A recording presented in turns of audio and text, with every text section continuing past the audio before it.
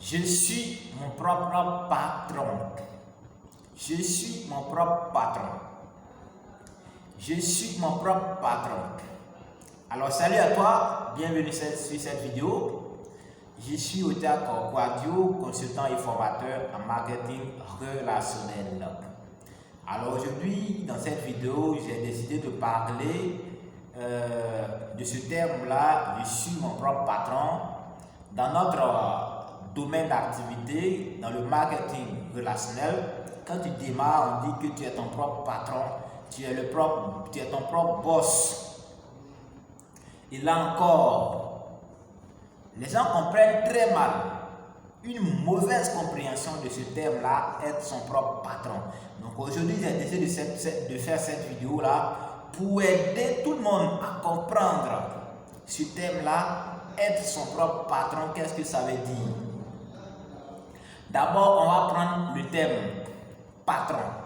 Qui est le patron? En fait, un patron, c'est celui qui coordonne, celui qui contrôle tout, celui qui dit ce qu'il y a à faire. Dans une entreprise classique, le patron donne des ordres, il va dire ce qu'il y a à faire aux personnes qui sont à son service. Et les gens vont exécuter exactement ce que le patron dit. Mais imagine, quand le patron demande à faire quelque chose et cela n'est pas fait, qu'est-ce qui arrive? Si on continue à faire la même chose, l'entreprise va faire faillite. Si les ordres du patron ne sont pas exécutés, l'entreprise va faire faillite.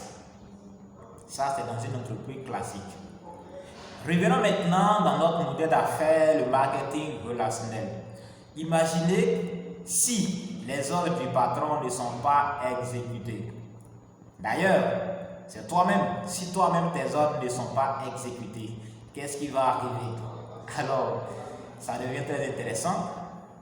Ce que tu dois savoir, c'est que comme on dit tu es ton propre patron, c'est-à-dire que ce qu'il y a à faire, tu dois déterminer ce qu'il y a à faire. Parce que même c'est le rôle du patron, il doit donner des ordres à exécuter. Donc toi-même, comme on dit que c'est toi qui es ton propre patron, tu dois donner des ordres. Tu dois identifier ce qu'il y a à faire.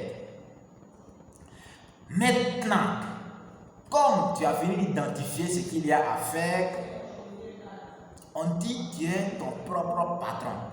Ça veut dire que le patron, c'est toi. L'employé en même temps, c'est toi. Donc quand tu as fini d'identifier ce qu'il y a à faire, c'est toi qui dois te mettre à la tâche.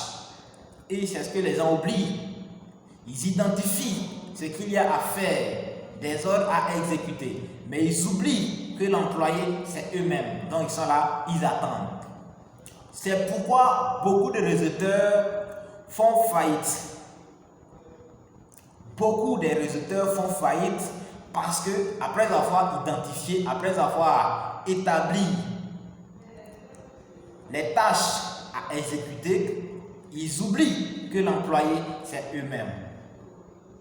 Donc voici ce que j'aimerais vous faire savoir.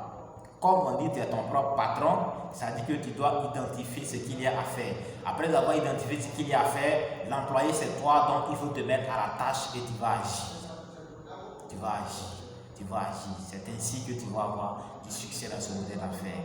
Donc, soyons sérieux, soyons le patron et en même temps, soyons le bon employé. C'est comme ça qu'on va réussir.